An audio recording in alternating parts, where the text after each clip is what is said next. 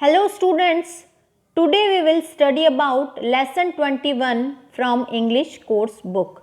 Students, आज हम English course book से lesson 21 पढ़ेंगे. Its name is letter writing format. Letter writing format यानी लेटर लिखने का प्रारूप, किस तरह से लेटर्स लिखे जाते हैं, उसका क्या तरीका होता है, वह मैं आपको समझाऊंगी. इस लेसन में दिया गया है. There are two types of letters. Letters के टू टाइप्स होते हैं. You all know that there are two types of letter, formal letters and informal letters. Formal letter यानी औपचारिक पत्र और इनफॉर्मल लेटर का मतलब होता है अनौपचारिक पत्र. अब फॉर्मल लेटर की कैटेगरी में आती हैं एप्लीकेशन. एप्लीकेशन जो कि प्रिंसिपल या क्लास टीचर को लिखी जाती है वह, और letter to authorities that is official letter. Authorities, किसी अथॉरिटी को कोई लेटर लिखा जाता है, किसी पर्टिकुलर ऑफिस में कोई लेटर लिखा जाता है तो वह भी फॉर्मल लेटर की कैटेगरी में आता है, या कोई ऑफिशियल लेटर भी उसे कह सकते हैं. और इनफॉर्मल लेटर की कैटेगरी में आते हैं ऐसे लेटर्स जो कि रिलेटिव्स और फ्रेंड्स को लिखे जाते हैं, यानी रिश्तेदारों को या मित्रों को जो लेटर्स लिखे जाते हैं वे लेटर्स इनफॉर्मल लेटर की कैटेगरी में आते हैं. After that, format of an application. एक एप्लीकेशन का फॉर्मेट यानी प्रारूप. सबसे पहले किसी एप्लीकेशन में क्या लिखा जाता है? Receiver's designation and address. Receiver यानी पाने वाला, जिसको हम एप्लीकेशन लिख रहे हैं, तो पाने वाले का डेजिग्नेशन यानी पद, और एंड एड्रेस और उसका पता. मान लीजिए यदि आपने प्रिंसिपल को एप्लीकेशन लिखी है तो आप रिसीवर्स डेजिग्नेशन में लिखेंगे प्रिंसिपल, और फिर एड्रेस लिखेंगे उस स्कूल का जिस स्कूल के वे प्रिंसिपल हैं. मान लीजिए आपने आपके स्कूल के प्रिंसिपल को एप्लीकेशन लिखी है तो आप लिखेंगे principal Swami Vivekananda public school. After that date. उसके बाद डेट लिखी जाती है. डेट लिखने का भी एक अलग तरीका होता है एप्लीकेशंस में. सबसे पहले मंथ लिखा जाता है. मान लीजिए आज की डेट में हम कोई एप्लीकेशन लिख रहे हैं तो हम लिखेंगे जनवरी 11, 2021. इस तरह से डेट लिखी जाती है.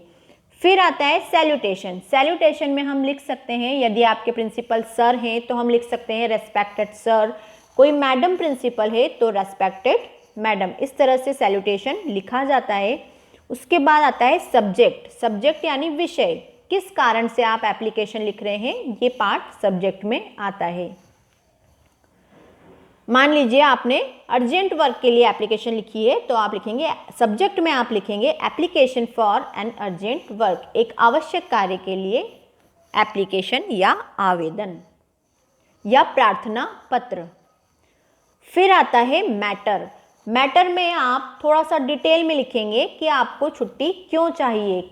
आपके घर में एक ज़रूरी काम है, आप स्कूल नहीं आ सकते हैं, तो आपको कितने दिन की, 1 दिन की, 2 दिन की, 3 दिन की, 4 दिन की, जितने भी दिन की आपको लीव चाहिए वो चीज़ सारा पार्ट मैटर में आता है. फिर आता है वैलिडिक्शन. वैलिडिक्शन का मतलब होता है विदाई, यानी मैटर आपका पूरा हो चुका है और लास्ट में फिर हम जो लिखते हैं थैंकिंग यू सर या थैंकिंग यू, ये पार्ट वैलिडिक्शन कहलाता है. फिर होता है सब्सक्रिप्शन में लिखा जाता है योर्स ओबीडियंटली. यदि आप प्रिंसिपल को एप्लीकेशन लिख रहे हैं तो आप लिखेंगे आपका आज्ञाकारी, yours obediently student. After that signature. उसके बाद यदि आप एप्लीकेशन लिख रहे हैं तो आप अपने सिग्नेचर करेंगे. नेम इन कैपिटल लेटर्स में नेम लिखा जाएगा. डेजिग्नेशन इफ एनी, यदि कोई पद है आपके पास तो आप लिखेंगे, अभी आप स्टूडेंट हैं तो इस प्लेस पे आप अपनी क्लास लिख सकते हैं, स्टैंडर्ड 4th, और अपना सेक्शन A या B या जो भी आपका सेक्शन है वो यहाँ पर आएगा. इसके अलावा यदि आपके पेरेंट्स, यदि आप प्रिंसिपल को कोई एप्लीकेशन लिख रहे हैं, मान लीजिए आप बीमार हैं और आपके फादर ने या आपकी मदर ने एप्लीकेशन लिखी है प्रिंसिपल को, तो वे अपना डेजिग्नेशन यहाँ पर लिख सकते हैं। मान लीजिए आपके फादर डॉक्टर हैं तो वो लिख सकते हैं डॉक्टर, इंजीनियर हैं तो इंजीनियर, टीचर हैं तो टीचर, ऐसा यहाँ पर लिख सकते हैं। After that, layout of an application. Layout का मतलब होता है नमूना, एक नमूना कि किस तरह से एप्लीकेशन लिखी जाती है। जिस तरह का फॉर्मेट हमको एप्लीकेशन के लिए दिया गया है वो ही फॉर्मेट हमें फॉलो करना होता है और उसी फॉर्मेट को फॉलो करके एप्लीकेशन लिखना होता है। रिसीवर्स डेजिग्नेशन एंड एड्रेस, जैसा कि हमने फर्स्ट में देखा था, हमने फॉर्मेट में देखा है, सबसे पहले आता है receiver's designation and address, after that date, salutation, subject, matter, valediction, subscription, signature, name in capital letters, designation if any. तो इस तरह से ये लेआउट है एप्लीकेशन का। अब है format of a letter to authorities. Authorities को कोई लेटर लिखा जाएगा तो उसका फॉर्मेट क्या होगा, थोड़ा सा डिफरेंस होता है बस, बाकी कोई डिफरेंस नहीं होता है एप्लीकेशंस में और इसमें। सबसे पहले अथॉरिटीज़ को जो लेटर लिखे जाते हैं उसमें आता है सेंडर्स नेम एंड एड्रेस, भेजने वाले का नाम और पता सबसे ऊपर आता है। After that receiver's designation and address, उसके बाद आता है पाने वाले का डेजिग्नेशन यानी पद और पता। मान लीजिए मैंने किसी ऑफिस में लेटर लिखा है तो मैं सबसे पहले अपना नाम और एड्रेस लिखूंगी, उसके बाद उस ऑफिस के जिस व्यक्ति को मैं लेटर लिख रही हूँ उस व्यक्ति का डेजिग्नेशन यानी पद लिखूंगी और ऑफिस का एड्रेस लिखूंगी, इस तरह से। फिर आती है date as it is. Salutation में वो जिस भी व्यक्ति को मैंने लेटर लिख रही हूँ वो मेल या फीमेल जो भी है उस हिसाब से उसका सैल्यूटेशन होगा, सर या मैडम। फिर सब्जेक्ट, किस लिए मैंने लेटर लिखा है वो सब्जेक्ट में आएगा। मैटर में पूरा डिटेल में जाएगा कि लेटर क्यों लिखा जा रहा है। वैलिडिक्शन, विदाई, लास्ट में जब मैटर हमारा कंप्लीट हो जाता है उसके बाद हम लिखते हैं जो भी, यदि हम कोई शिकायत कर रही हूँ मैं तो मैं उसके बारे में लिखूँगी कि आप इसके बारे में विचार करिएगा, इसको दूर करने की कोशिश करिएगा, इस तरह से।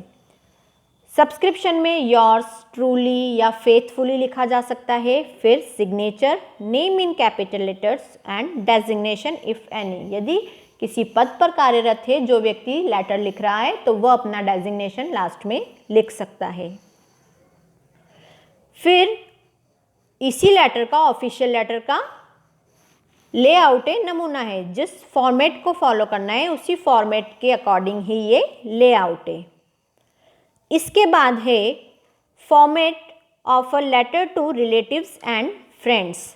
फ्रेंड्स और रिलेटिव्स को जो लेटर लिखे जाते हैं उनका क्या फॉर्मेट होता है, अब हम वो समझते हैं। सबसे पहले होता है सेंडर्स नेम एंड एड्रेस, भेजने वाले का नाम और पता।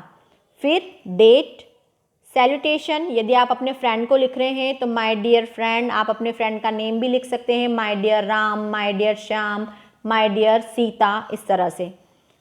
मैटर, किस लिए आपने अपने फ्रेंड को लेटर लिखा है वह पूरा पार्ट मैटर में आएगा। फिर लास्ट में वैलिडिक्शन, वैलिडिक्शन में आप, यदि आप अपने फ्रेंड को लेटर लिख रहे हैं तो वैलिडिक्शन में आप उसके अपने फ्रेंड के पेरेंट्स को रिगार्ड्स दे सकते हैं किसी तरह का, convey my best regards to your parents, इस तरह से ये पार्ट वैलिडिक्शन में आता है। सब्सक्रिप्शन में आएगा your loving friend, your truly friend, and last में सिग्नेचर और नेम, या तो आप अपने सिग्नेचर करेंगे या आप अपना नेम लिखेंगे। इस तरह से सिंपल सा फॉर्मेट होता है रिलेटिव्स और फ्रेंड्स को लेटर लिखने का। अब इसका लेआउट देखते हैं हम।